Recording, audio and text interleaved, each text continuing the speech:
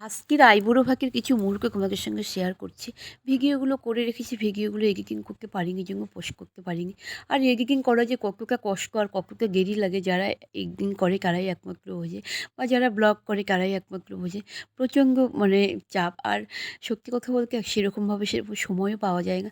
যখন আমি সময় পাই তখন এডিটিং করার চেষ্টা করি বা ভিডিওগুলো পোস্ট করারও চেষ্টা করি। তো এখানে এখন আশীর্বাদ পর্ব চলছে। তো এখানে মাকে প্রচণ্ডভাবে আমরা মিস করছিলাম। আমরা হয়তো বাবার বাড়ি গিয়েও আনন্দ করে সবাই মিলে আমরা এই আইবুড়ো ভাতের পর্বকে সারতে পারি, বা কোনো অকেশনে বাবা মাকে প্রচণ্ড আমরা সবাই মিলে মিস করি।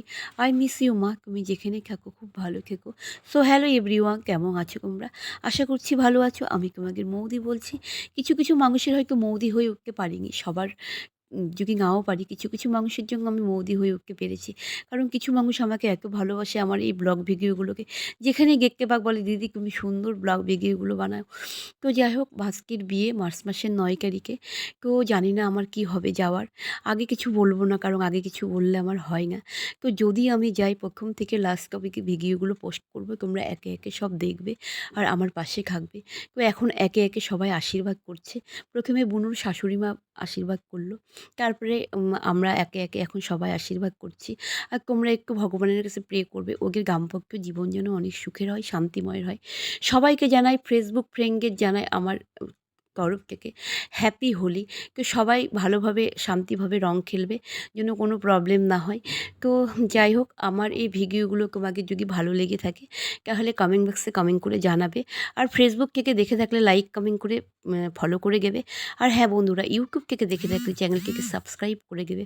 তো আজকে তো পূর্ণিমা, নিরামিষ রান্নাবাড়ি সকাল থেকে মাজা ঘষা, বাড়ির ক্লিন করা সব কিছুই হয়ে গেছে। আর তোমাদের দাদাভাই বলেই গিয়েছে আজকে রাত্রে তোমাকে রান্না করতে হবে না, আমি খাবার কিনে নিয়ে আসবো। রুটি, মিষ্টি আরও কী কী আনবে জানি না। তো আমার মতন কে কে এরকম তোমরা আছো বলো তো? কেউ কিছু রাত্রে যদি রান্না করতে না হয়, খুব আনন্দ, খুব প্রচণ্ডভাবে এক্সাইটেড আমি হয়ে যাই। কারণ না, রান্নাবাড়িকে আমার একদমই অতটা ভালো লাগে না। তো যাই হোক, করতে হয়, খেতে হয়, তার জন্য করি।